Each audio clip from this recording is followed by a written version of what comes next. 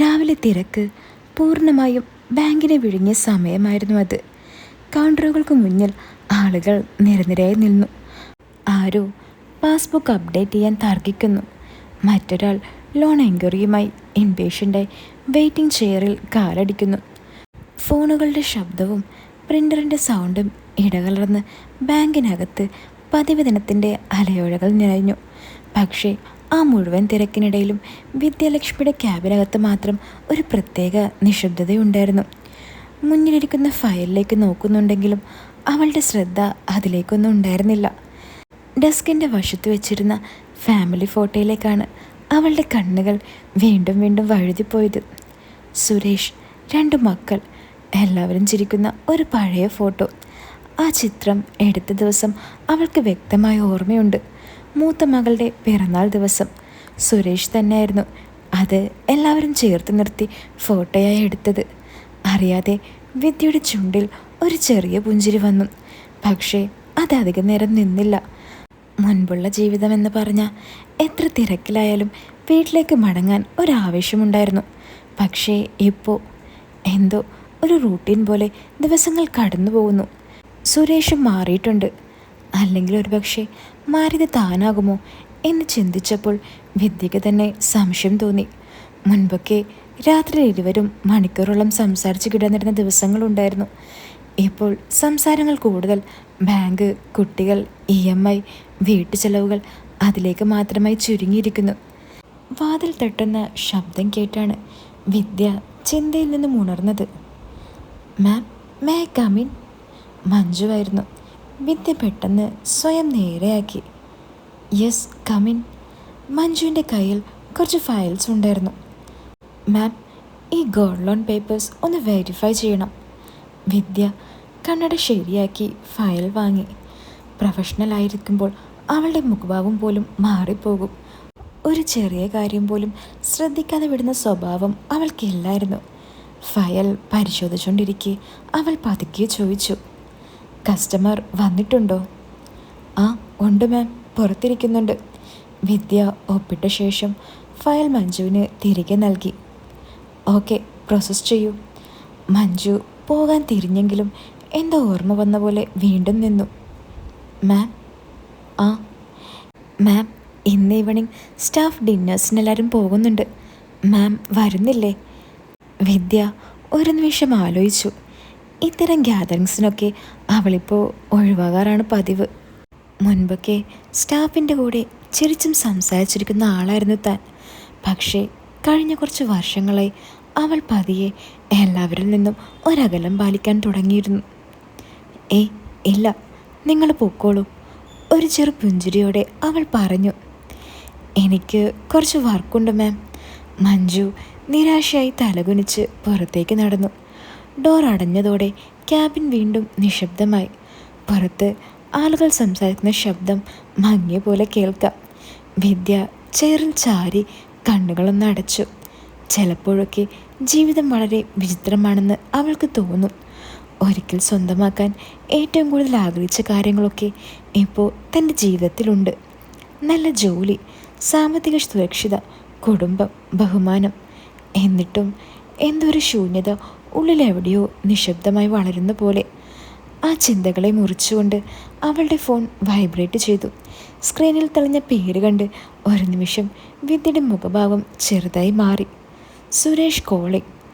Phone സ്ക്രീനിൽ സുരേഷിൻ്റെ പേര് തെളിഞ്ഞിട്ടും വിദ്യ കുറച്ച് നിമിഷങ്ങൾ കോൾ അറ്റൻഡ് ചെയ്യാതെ നോക്കിയിരുന്നു. പിന്നീട് ഒരു ചെറു നിശ്വാസത്തോടെ അവൾ കോൾ എടുത്തു. ഹലോ. അപ്പുറത്ത് പതിവ് തിരക്കിൻ്റെ ശബ്ദം. ആരോ ഫയൽസ് ചോദിക്കുന്നു. കീബോർഡിൻ്റെ ടൈപ്പിംഗ് ശബ്ദം. ഇടയ്ക്കിടയ്ക്ക് ഫോൺ റിങ് ചെയ്യുന്നു. ഹലോ വിദ്യ, ഞാനിന്നും കുറച്ച് ലേറ്റ് ആകൂട്ടോ. സുരേഷിൻ്റെ ശബ്ദം അപ്പോഴും ഹാർഷായിരുന്നു. ഡിന്നർ വെയിറ്റ് ചെയ്യണ്ട, നീ കഴിച്ചോ? ഓക്കെ. 2 നിമിഷത്തെ വീണ്ടും നിശബ്ദത. മുൻപൊക്കെ ആ നിശബ്ദതകൾക്കും ഒരു കുളിരുണ്ടായിരുന്നു. പക്ഷേ ഇപ്പോൾ സംസാരിക്കാൻ വിഷയങ്ങൾ തീർന്നു പോയ ആളുകളുടെ പോലെ. അപ്പോൾ ഞാൻ വെക്കട്ടെ, മീറ്റിംഗ് ഉണ്ട്. ശരി.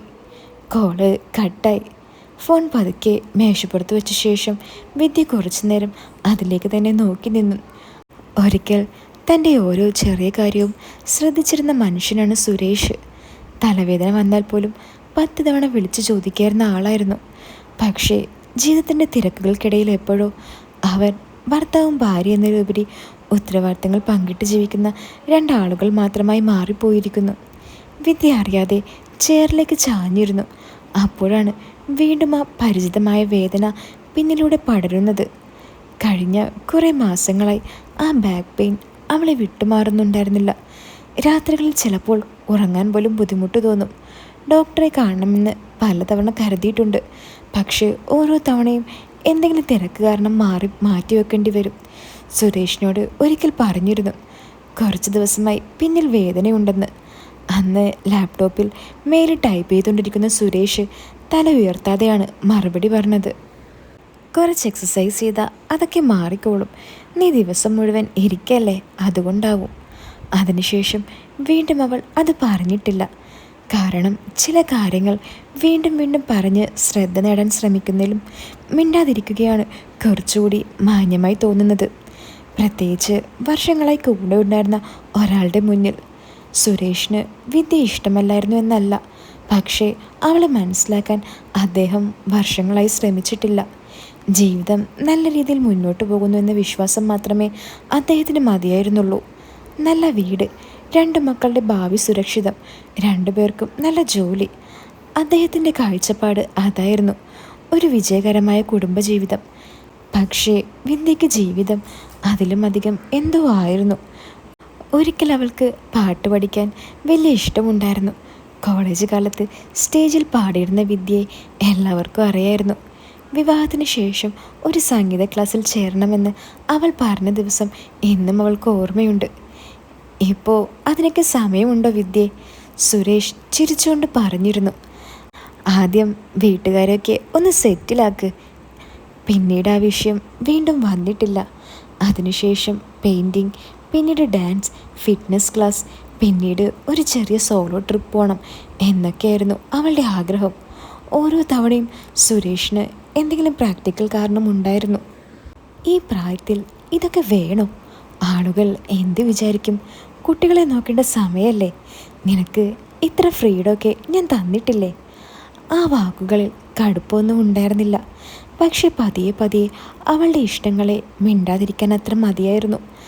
അങ്ങനെ വർഷങ്ങൾക്കിടെ വിദ്യ തൻ്റെ ചെറിയ ചെറിയ സന്തോഷങ്ങൾ എല്ലാം നിശബ്ദമായി കുടുംബത്തിന് വേണ്ടി മാറ്റിവെച്ചു.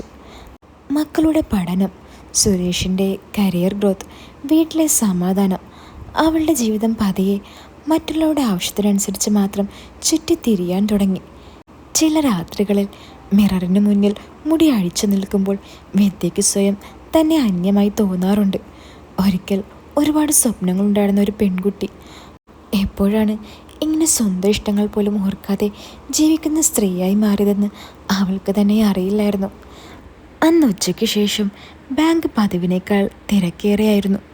ലഞ്ച് ബ്രേക്ക് കഴിഞ്ഞ സമയമാകുമ്പോൾ കൗണ്ടറിന് മുന്നിൽ ആളുകളുടെ നീണ്ട നിരയായി നിന്നു. പ്രിൻ്റർ ശബ്ദവും ഫോണിൻ്റെ റിങ്ങും സ്റ്റാഫിൻ്റെ സംസാരങ്ങളും ചേർന്ന് ബാങ്കിനകത്ത് ഒരു സ്ഥിരമായി അലയോല നിറഞ്ഞു. വിദ്യ തുടർച്ചയായി ഫയൽസ് പരിശോധിച്ചുകൊണ്ടിരുന്നു. പിന്നിലെ വേദന ഇന്ന് വീണ്ടും അവളെ അലട്ടുന്നുണ്ടായിരുന്നു. ചെയറിൽ നിന്നും ഒന്ന് എഴുന്നേറ്റ് നിൽക്കണമെന്ന് തോന്നിയെങ്കിലും പെൻഡിങ് വർക്ക് നോക്കുമ്പോൾ അതിന് സമയം കിട്ടില്ല. അപ്പോഴാണ് ക്യാബിൻ ഡോറിൽ നിന്നും ഒരു മൃദുവായ നോക്ക് കേട്ടത്. Excuse me ma'am. വിദ്യ ഫയലിൽ നിന്നും കണ്ണു മാറ്റാതെ കൈ നീട്ടി. Please sit. പക്ഷേ മുന്നിലുള്ള ആൾ ഇരിക്കാതെ നിൽക്കുകയാണെന്ന് തോന്നിയപ്പോൾ അവൾ പതുക്കെ തല ഉയർത്തി. ഒരു നിമിഷം അവൾക്ക് ആളെ മനസ്സിലായില്ല. 25 വയസ്സിനടുത്ത് പ്രായം, black shirt, well trimmed beard, മുഖത്ത് കോൺഫിഡൻസായി ഒരു കാംനെസ്. പക്ഷേ കണ്ണുകളിൽ എന്തോ വിചിത്രമായ ഒരു പരിചയമുണ്ടായിരുന്നു. അയാൾ ചെറുതായി ചിരിച്ചു. വിദ്യ ആൻറ്റി, എന്നെ ഓർമ്മയുണ്ടോ? ആ ആൻറ്റി എന്നുള്ള വിളിക്കാണ് അവളുടെ ഓർമ്മയിൽ പെട്ടെന്ന് പിന്നിലേക്ക് ഓടിയത്. അവൾ ശ്രദ്ധയോടെ വീണ്ടും അയാളെ നോക്കി. അടുത്ത നിമിഷം അവളുടെ കണ്ണുകൾ ചെറുതായി വിടർന്നു. ഹൃദിക്? അയാൾ ചിരിച്ച് തല കുനിച്ചു. ഫൈനലി. വിദ്യയ്ക്ക് വിശ്വസിക്കാൻ തന്നെ ബുദ്ധിമുട്ടായിരുന്നു. മൂത്ത മകളുടെ ക്ലാസ്സിൽ പഠിച്ചിരുന്ന ആ മെലിഞ്ഞ എപ്പോഴും ചിരിച്ചു നടക്കുന്നൊരു പയ്യൻ ഇപ്പോൾ തൻ്റെ മുന്നിൽ ഇങ്ങനെ ഗ്രോണപ്പായി നിൽക്കുന്നു. എൻ്റെ ദൈവമേ, എത്ര മാറിപ്പോയി നീ! ആണോ ആൻറ്റി? ഗുഡ് ചേഞ്ച് ആണോ അതോ ബാഡ് ചേഞ്ച് ആണോ? അവൻ കളിയോട് ചോദിച്ചു. അറിയാതെ തന്നെ വിദ്യയും ചിരിച്ചു. ആ ചിരി അവൾക്ക് തന്നെ അഭിചാരിതമായി തോന്നി. എത്ര നാളുകൾക്ക് ശേഷമാണ് ഒരാൾ തൻ്റെ മുന്നിൽ നിൽക്കുമ്പോൾ ഇങ്ങനെ സ്വാഭാവികമായി ചിരിക്കുന്നത്. അതവൾക്ക് ഓർമ്മയില്ലായിരുന്നു. ഇപ്പോൾ ഇവിടെ ഫുൾ റഷാണ്. വിദ്യ ചുറ്റും നോക്കിക്കൊണ്ട് പറഞ്ഞു. ശരിക്കും അവൾക്ക് സംസാരിക്കാൻ തോന്നുന്നുണ്ടായിരുന്നു. പക്ഷേ ക്യാബിന് പുറത്തേക്ക് നോക്കുമ്പോൾ വെയിറ്റിംഗ് കസ്റ്റമേഴ്സ് കൂടിക്കൊണ്ടിരിക്കുകയാണ്. ഹൃദിക് അത് മനസ്സിലായ പോലെ ചെറുതായി തല കുനിച്ചു. ആക്ച്വലി ഞാൻ അക്കൗണ്ട് റിലേറ്റഡായ ഒരു കാര്യത്തിന് വന്നതാണ്. പക്ഷേ ആൻറ്റിയെ കണ്ടത് ടോട്ടലി അൺഎക്സ്പെക്റ്റഡ് ആയിരുന്നു. വിദ്യ ചെറിയൊരു പുഞ്ചിരിയോടെ ഫയൽസ് അടച്ചു. എത്ര വർഷമായി നിന്നെ ഒന്ന് കണ്ടിട്ട്? Almost 8 years aunty. അത് കേട്ടപ്പോൾ തന്നെ വിദ്യക്ക് അമ്പരപ്പായി. കാലം ഇത്ര വേഗം പോയോ എന്ന് അവളൊരു നിമിഷം ചിന്തിച്ചു. പുറത്തുനിന്ന് സ്റ്റാഫ് വീണ്ടും ഡോറ് തട്ടുമ്പോൾ വിദ്യ റിയാലിറ്റിയിലേക്ക് മടങ്ങി വന്നു. ഓക്കെ ഹൃത്തിക്, ഇപ്പോൾ ലിറ്റിൽ ബിസിയാണ്. Oh sure. ഈവനിങ് ഒരു കോഫി ഇഫ് യു ഫ്രീ? ആ ചോദ്യം കേട്ടപ്പോൾ വിദ്യ ചെറുതായി അമ്പരന്നു. സാധാരണയായി അവൾ ഇത്തരത്തിലുള്ള ഇൻവിറ്റേഷനെല്ലാം വളരെ പോയിട്ടിൽ ഒഴിവാക്കുകയാണ് പതിവ്. പക്ഷേ എന്തുകൊണ്ടോ അവൾ ഉടനെ നോ പറഞ്ഞില്ല. നോക്കാം, അവൾ കാമായി പറഞ്ഞു. ഹൃദിക് ചിരിച്ചു. അത് യെസ്സായി എടുക്കാം. അറിയാതെ വിദ്യയുടെ ചുണ്ടിൽ വീണ്ടും ചിരി വിടർന്നു. ഈവനിങ് മെസ്സേജ് ചെയ്യൂ, വിദ്യ പറഞ്ഞു. വൈകുന്നേരം ബാങ്കിൽ നിന്നും ഇറങ്ങുമ്പോഴും നഗരം മഴക്കാറ്റിൻ്റെ തണുപ്പിലേക്ക് മാറിയിരുന്നു. കാർ സ്റ്റാർട്ട് ചെയ്യുന്നതിന് മുമ്പ് വിദ്യ കുറച്ച് നിമിഷം സ്റ്റിയറിങ്ങിൽ കൈവച്ച് നിശബ്ദമായിരുന്നു. പോകണ്ടേ? വീട്ടിലേക്ക് നേരെ പോയാൽ മതിയല്ലോ, അവൾ ആലോചിച്ചു. പക്ഷേ ഏറെ നാളുകൾക്കു ശേഷം തൻ്റെ റൂട്ടിനിൽ പുറത്തേക്കൊരു ചെറിയ ചുവടുവയ്പ് എടുക്കാമെന്ന തോന്നൽ അവളിലേക്ക് ശക്തമായി വന്നു. അവൾ ഫോൺ എടുത്തു. എന്നിട്ട് ടൈപ്പ് ചെയ്തു, വിച്ച് കോഫി ഷോപ്പ്? ഉടനെ റിപ്ലൈ വന്നു. കോഫി ഷോപ്പ് അധികം ക്രൗഡഡ് ആയിരുന്നില്ല. ഗ്ലാസ് വോളിന് പുറത്തായി മഴ ചെറുതായി പെയ്യുന്നുണ്ടായിരുന്നു. സോഫ്റ്റ് മ്യൂസിക്, കോഫിയുടെ മണം. ഹൃദിക്ക് ഇതിനകം അവിടെ എത്തിയിരുന്നു. വിദ്യ അകത്തേക്ക് വന്നപ്പോൾ അവൻ എഴുന്നേറ്റ് സ്മൈൽ ചെയ്തു. സ്റ്റിൽ സെയിം എലിഗൻസ്, അവൻ പറഞ്ഞു. ഹൃദിക്, നിനക്കെപ്പോഴും ഈ ശീലം മാറിയില്ലേ? വിദ്യ ചെറുതായി ചിരിച്ചുകൊണ്ട് ചോദിച്ചു. ഞാൻ സ്കൂൾ ടൈമിലും ജെനുവൻ കോംപ്ലിമെൻറ്റ്സ് തന്നെ പറയാറ്, അവൻ പറഞ്ഞു. അവൾ ചിരിച്ചുകൊണ്ട് ചെയറിലേക്കിരുന്നു. ആ നിമിഷം വിദ്യ ശ്രദ്ധിച്ചത് എത്ര നാളുകൾക്ക് ശേഷമാണ് താൻ ഇങ്ങനൊരു കോഫി ഷോപ്പിൽ യാതൊരു ഉത്തരവാദിത്തങ്ങളുടെയും സമ്മർദ്ദങ്ങളുമില്ലാതെ സിമ്പിളായിരിക്കുന്നത്. ആദ്യത്തെ കുറച്ച് മിനിറ്റുകൾ പഴയ ഓർമ്മകളെക്കുറിച്ചായിരുന്നു. School days, her doctor, birthday function, all teachers. പക്ഷെ പതിയെ സംസാരങ്ങൾ കൂടുതൽ പേഴ്സണലായി മാറി. അതിശയകരമായി വിദ്യയ്ക്ക് അവനോട് സംസാരിക്കാൻ ഒരു എഫേർട്ട് പോലും വേണ്ടി വന്നില്ല. ചില ആളുകളുണ്ട്, വർഷങ്ങൾക്ക് ശേഷം കണ്ടാലും കോൺവെർസേഷൻ ഫോഴ്സ്ഡായി തോന്നില്ല. ഹൃദിക്ക് അത്തരമൊരാളായി അവൾക്ക് തോന്നിത്തുടങ്ങി.